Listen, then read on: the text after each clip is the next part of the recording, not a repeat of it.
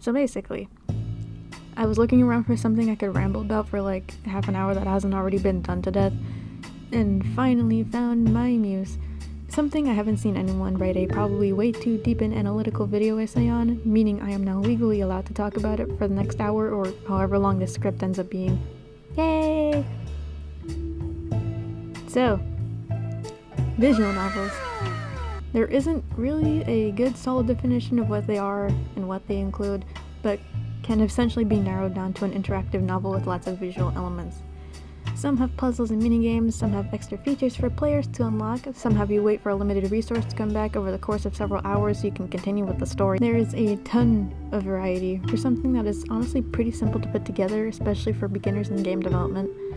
Some good examples of popular visual novels, as well as a few personal favorites of mine, are Mystic Messenger, The Arcana, Doki Doki Literature Club, and Monster Prom. Notice how all these games have something in common. Yeah, they're all romance visual novels, otherwise known as, oh boy, dating simulators. What is a dating simulator? Well, thank you for asking. Congratulations on spending more than 10 whole minutes on the internet. A dating sim is basically a romance game where you have to try to earn the favor of a specific character, usually picking one out of several options. Dating sims and visual novels technically are not the same thing, but there is a ton of overlap. Albeit dating sims are more focused on statistics, while a standard visual novel is more focused on a branching story determined by the player's individual actions. The statistics bit usually comes in the form of some kind of affection stat, which you raise with certain characters by saying or doing things they like or otherwise helpful to them in some way. Dating sims are basically just games made for social rejects to experience just a sliver of romantic affection from a computer screen instead of diving into the dumpster fire that is our current dating world. Okay, but seriously, dating sims and romance visual novels in general are a good way for people to indulge in the romance genre in a more interactive format that feels like their choices really do matter, as well as experiment with their likes and dislikes in an intimate relationship in a way that doesn't jeopardize their own safety. And like any form of literature, these games can tell really compelling stories about love, life, and basically any topic the writers have something to say about. Going off of that though, there seems to be a bit of a weird pattern with some of these visual novels, especially recently it seems. A lot of independent artists and writers will make their own visual novels, usually using an engine called rambly and published on indie game hosting site itch.io, featuring love interests that are, well... This is why I have a knife. Oh no. Oh, fuck. I am not reading that. Oh. Interesting. Yeah, there's definitely a trend here. Usually short visual novels featuring one central male character looking, let's just say interesting, that ends up falling very, very, very hard for the player character. Basically what I'm describing is your typical Yandere. TV Tropes defines a Yandere as someone who is lovesick, someone who has been driven to insanity by extreme obsession or love, thus resulting in abnormal behavior if not violence. Yandere is derived from the Japanese words yamu, meaning to be sick mentally or physically, and dere, meaning affectionate or loving. Some popular examples of this trope are Yuna Gasai from Future Diary and Toga Himiko from My Hero Academia. They're so deeply in love with a guy that they make it everyone else's problem in the worst way possible, sometimes going as far as to target any girl that gets too close to their beloved to get rid of competition or distractions. Another common thing with these characters is stalking, kidnapping, manipulating, and overall just being really shitty to the person they're supposedly in love with. How romantic. Now what the hell does this anime stuff have to do with itch.io visual novels? A lot, actually. Another great example of this type of character that is actually decently similar to some of the characters I'll be discussing is Monica from Doki Doki Literature Club, a game released by Team Salvato on December 22nd, 2017. Considering this game came out several years before the games I'll be covering, I wouldn't be surprised if it was sort of the trailblazer for this type of game, considering its popularity and similarity to other characters in this newish subgenre. As opposed to other games within this genre that sort of came and went with time, DDLC truly lived up to its goal of being a love letter to the genre of dating simulators, and still holds up today as a love letter to video games in general. A spoiler warning for those who somehow have not seen how DDLC ends, Monica is president of the literature club, which basically means she is aware that she is nothing but code dropped within a game on someone's computer screen. She becomes obsessed with earning the players' affections as they're the only real thing she's ever known. And she goes so far as to completely break the game and delete everything and everyone except herself, so she can have the player all to herself and finally have an actual bond with a real person. Monica does really terrible things during the events of the game, but she isn't totally evil. She does feel guilt and regret for the things she does, and does try to make up for everything she's done in the end. And considering the situation she's trapped in, it's not hard to feel for her as well. This trend also somewhat carries over into the dark romance visual novel trend over on itch.io. As I said, these games typically feature a male yandere character as the primary love interest, or in some cases they're the only other character in the game besides the player. A lot of times these guys are super lonely or struggling with some severe mental health issues or past trauma, but they think their special someone makes their life worth living. Though, again, their way of expressing it is very... Basically, it's dark romance on crack. Dark romance is typically used in reference to physical books, but it perfectly describes what's going on in these visual novels. Tailored Book Recommendations defines dark romance as romance novels with darker themes with mature content for adult readers. Dark romance novels often come with content warnings, and they can explore role-playing, abduction, kidnapping, and captivity, and a few other topics I will not mention because I am scared of guidelines. There is a lot to unpack with this. Considering the content these romance novels cover, at first glance it's kind of surprising that the genre has gotten as popular as it has, particularly among young women. I'll also be covering this later since I think it's an interesting discussion and one worth having, since as strange as it is, this genre does exist for a reason. For now, I'm going to go over some of the most popular games in this genre and some of my personal favorites, and go a little in depth about how they use the yandere trope and topics such as stalking and mental health and whether or not they do it well, in my very humble opinion. Another disclaimer though, this is not me saying that you are a bad person if you like games like this, nor is this me saying I'm an expert on literature and obsessive behavior. I'll of course be talking about it and analyzing it the best I can, just as someone who enjoys stories and character analysis, and as someone that lives in a world where media is insanely powerful, but of course I don't know everything. There is definitely something to be said about how popular this genre has gotten, but again, that's something I'll be discussing later. But before I get too ahead of myself, let's get into the stories, starting with...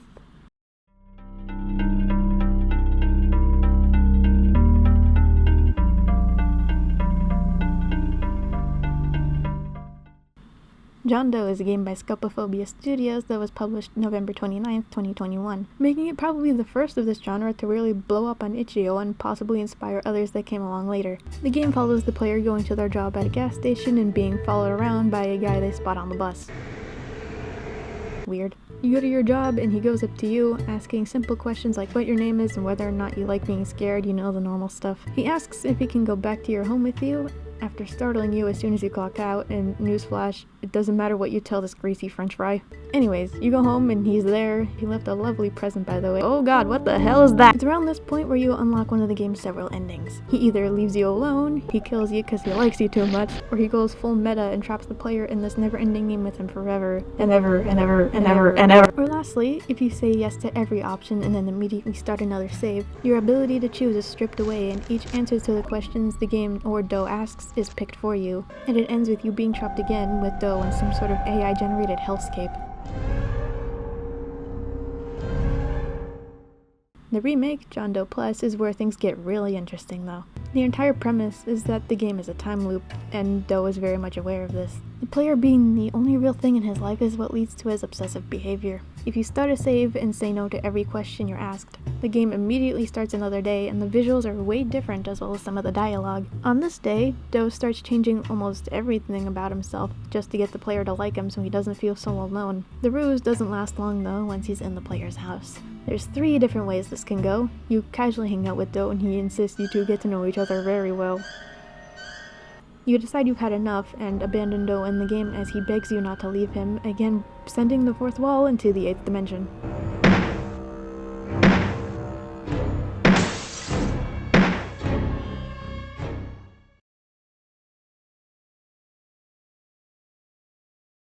Or you decide to be real with him and tell them that putting on this act is no way to live and you want to know the real him, and that you both can push through the time loop you're stuck in and see where it goes, and you'll live happily ever after. I think.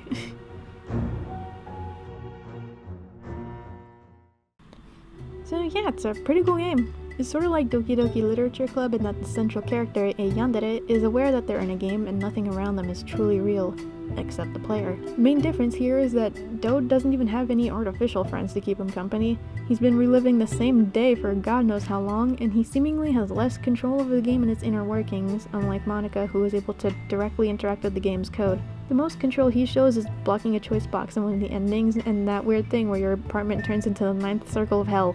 Do seems much more powerless here with nothing but the player to ground him, leading to this crazed state. And a quick warning for talk of scars and self-harm.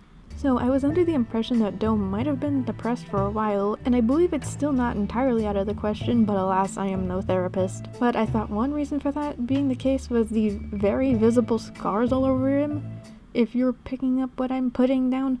But I was told that's not why he has the scars. It's for another reason I don't think I can say on YouTube without getting smited. Honestly, out of almost all the characters I'm going to talk about, I feel like John Doe is one of the most sympathetic and easiest to really care about. His actions are hella creepy and straight up violent at times, but at the same time he's barely hanging on to whatever sanity he has left to try and get the only other person in his life to keep him company.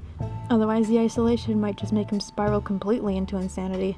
And we've seen him vulnerable when he feels like nothing he does is working, or when the player threatens to leave him all alone in the game forever.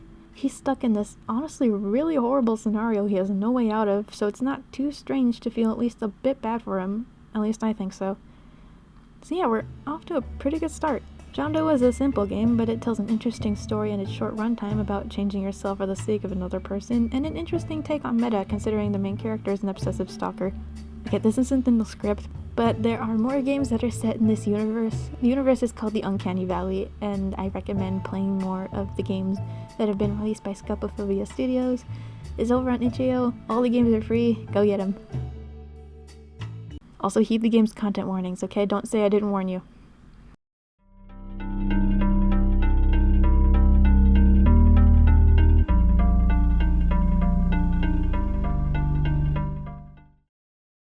Now, I would cover this game, but if you know what this game is, then I'm sure you know about the boiling hot water the creator has found himself in. I won't be covering it here, but it's really bad. Look it up if you want to know. And due to this, I will not be talking about your boyfriend. Don't ask me to talk about it. I'm not playing it. Moving on.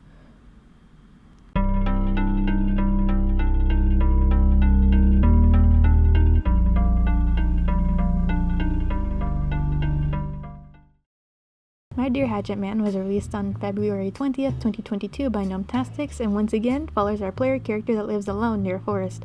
I'm sure nothing will go wrong here. They go for a walk, realize they have the directional awareness of a used napkin, and nearly have a meltdown as they get lost in the middle of the forest in the middle of the night and see a guy approaching with an axe in hand about to tear apart a new victim. I am kidding. He asks if you're okay and what on earth you're doing. This guy's name is Alan, a guy that happens to live in the woods, alone. Definitely not suspicious considering we know what kind of game we're playing. Fun thing though, the game received an update not even a week before I started writing the script, and the entire thing is being rewritten. Plus there's new art, and Alan has a voice now.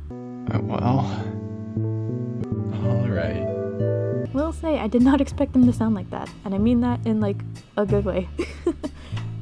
So far, only the prologue and day 1 are available, but the devs are close to done with a few more of the days, so we may not have to wait long to see more of Alan. Nothing really bad happens on day 1 from what I've seen. The worst is just Alan saying a few things that sound kind of strange. Also the fact that he gives the player a pet name almost immediately. I will say though, I did play the old version of the game a while back, and Alan displayed some, well, let's just say jealous tendencies. I don't remember him being straight up violent, but I also only got one ending, so I can't really say for sure. I don't have the old version of the game anymore. It's not available for download either. But, you know, it might be better for me to hold off on talking about it since this new one is actively being worked on instead. Either way, I'm definitely excited to see where the story goes, especially considering I know Alan doesn't have it all together either, despite him displaying a calm and friendly personality, and we will get to see that through a whole new lens. Fun.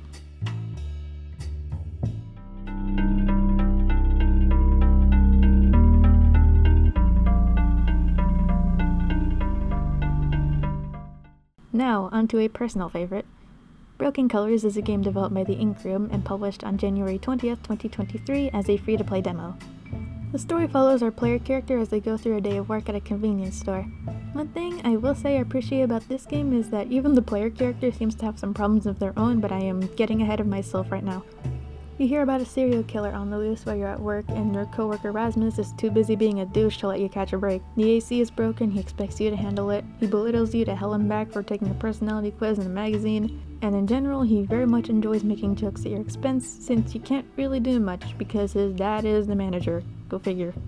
He does leave early though, so he can party and get drunk while you're running the store alone, which you both know isn't allowed due to the insanely high crime rate and how it's only getting worse. You don't really complain though, since you'll be free from his douchery for once. It's once Rasmus leaves that things get interesting. You can decide to take a phone call and fuck, it's Rasmus. Not even in the store, but still finding ways to make you miserable. He makes you stay even later since the store is expecting a delivery. Great. You realize you won't be leaving for a while, and you do what he says and go looking for an email password buried in a maze of papers until someone kicks the front door open, you investigate, and fuck, you're being robbed.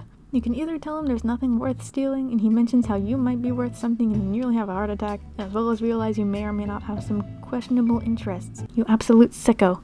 Or you pull the haha funny joke dude and he pulls out again. Well, it's officially over. You're done for. This is the end. I'm kidding. The gun was fake and this guy was messing with you for laughs. Also, he's the delivery guy you're supposed to be waiting for. Literally, his name is Delivery Guy. And yes, he's fucking weird. Like, he's kind of funny and friendly, but also... And then the human embodiment of peppermint candies enters the store, and also turns out this guy is friends with Delivery Guy, who I'll be calling DG from now on. Also, the peppermint's name is Damon. Turns out he's trying to get over a rather harsh rejection, which of course isn't fun. DG agrees, not fun, and demands the keys to the back of the store from you and leaves so he can get the massive box inside because the front door isn't big enough.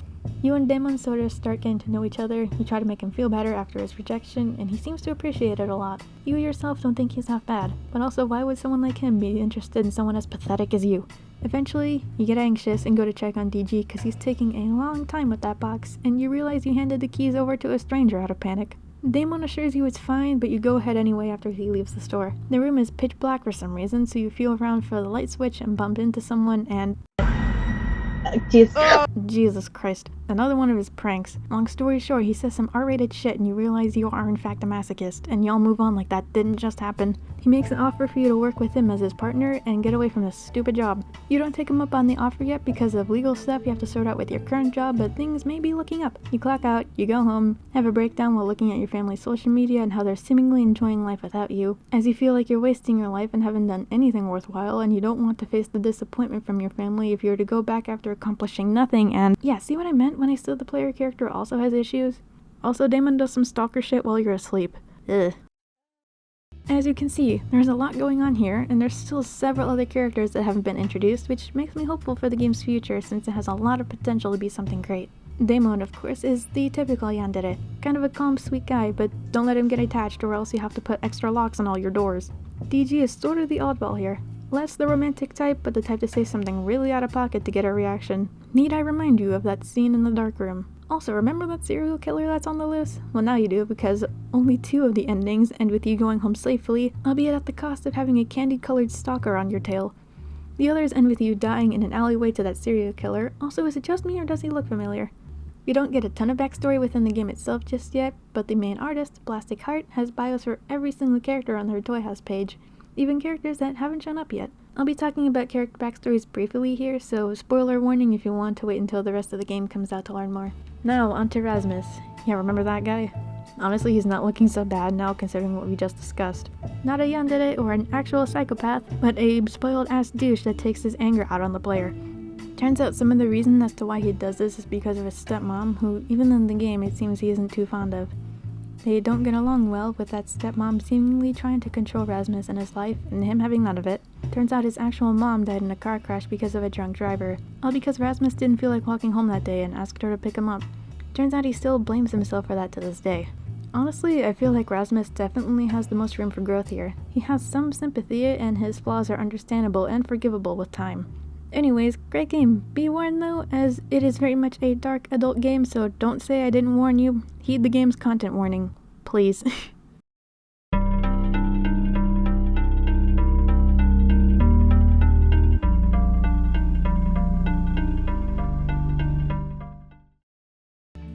this is the most recent one. If you know this game, then you've probably seen this guy circling around on Twitter. I am not calling it X, you cannot make me. Monster X Mediator was developed by Headlocker and published to itch.io on February 9th, 2024. You accept a suspicious job offer from a suspicious person as you normally do on a regular Tuesday, and go to the job site at a hotel in the middle of the Lost Woods from The Legend of Zelda. You get the second half of your massive payment, having received the first one outside your bedroom door already, and yes, these people know everything about you, including every embarrassing thing you've done in middle school. They know. They remember. You go inside because you know you'll probably be sniped if you try to take the money and bail. You get locked in and told through your walkie-talkie that you have to get the monsters out of their hotel rooms. Why? Not important. Just know that all the other business partners your employer had brought for the task have never succeeded and lived to tell the tale. As of the time I'm writing the script, there's only one room available, Red Room 001. You go inside since you feel like the devs need more time to finish the other rooms, and you wake up and see the person that gave you some oh-so-minor head trauma. Wow. As you're still trying to figure out what the hell is going on and what your employer meant by monsters, you realize this dude knows way too much about you. He doesn't really have a name, the game solely refers to him as your biggest fan, or his online name, Nozax_404. He also knows about all the cringe you posted on Dumbler back in 2016, and he has it printed out all over his wall for him to fawn over. He also casually reveals that he knows your full legal name, your address, what schools you went to, your medical information, bank information, mother's maiden name, social security number, criminal record. You realize this dude might have been cyberstalking you for a while, and once you stopped posting short stories on Tumblr, he nearly spiraled completely, but didn't use that massive amount of info he has on you to ruin your life, because what kind of fan would he be if you sold all your information on the dark web? Isn't he such a nice guy? You can thank his trusty axe for that. It calms him, grounds him, keeps him sane after all the times you blocked him and he kept making new accounts only for you to stop writing altogether even after he stopped commenting and started lurking instead. You can beg the guy to leave the room until he gets annoyed and only complies so that you'll shut up. You can promise to write more stories and he makes you write a 100-page epic in one sitting for the cost of him leaving his room. It's for my mental health. I am unwell. Or you tell him it would be really attractive if he left, and so he does. I will say this though, for as weird as this guy is, he is at least kind of funny sometimes. I got friend zoned. I mean, don't worry. I'm fine, I swear. Sometimes he acts more like a kicked puppy than, well, whatever he is. Not even he seems to know. He's super tall, very strong, doesn't need to eat, and is either invincible or immortal or pretty damn close to it. There's not much to say in terms of backstory since of course the game is still in development. It does seem fun though, given the premise and the character we did get to see. Creepy, yes, but also kind of a goober with way too many delusions.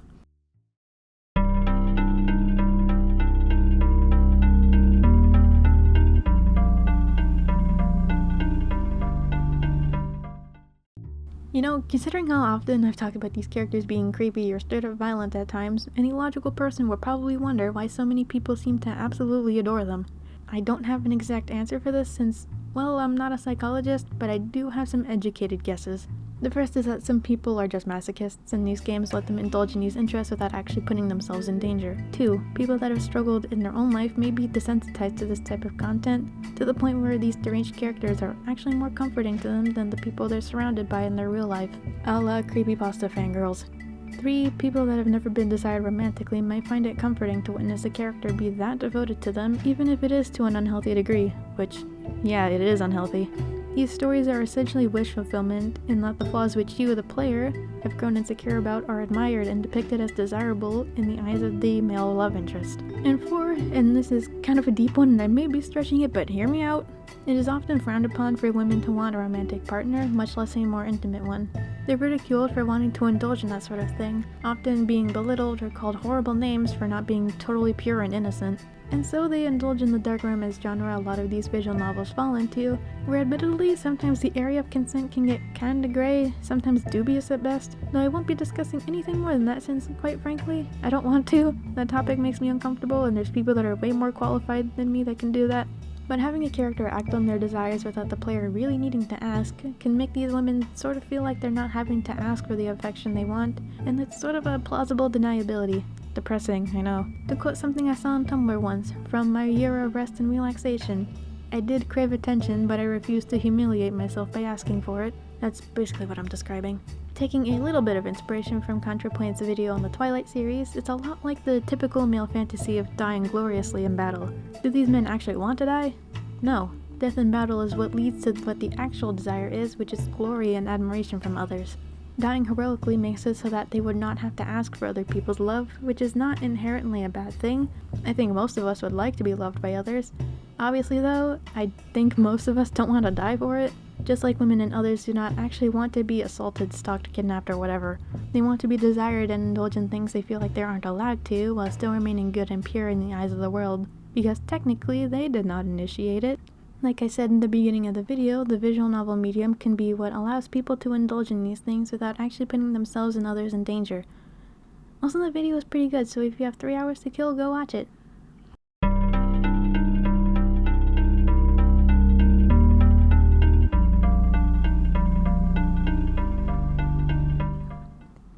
There is something to be said about the amount of romantic visual novels that have the main love interest display such toxic behavior.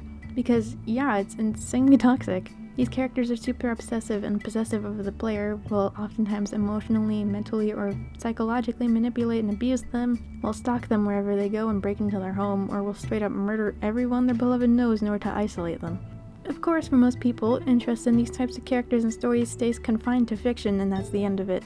These characters are not real, and therefore cannot actually physically hurt them or anyone else. However, considering there have been instances where real people have stalked and even killed others out of love, quote-unquote, it begs the question whether or not some of these games are simply telling a dark story that happens to have a character that displays these traits, or the story is centered around how, quote-unquote, attractive it is that someone loves you so much that they would kill anyone that got close to you and purposefully isolate you from everything and everyone you love, because they love you and they have a pretty face.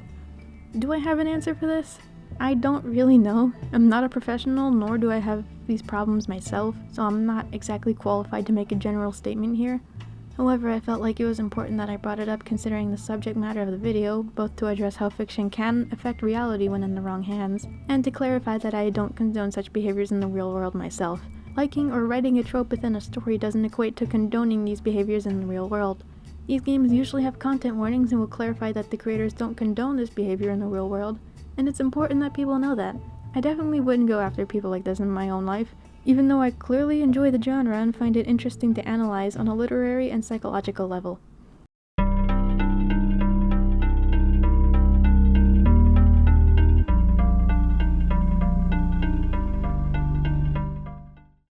So yeah, that's basically all I have to say here.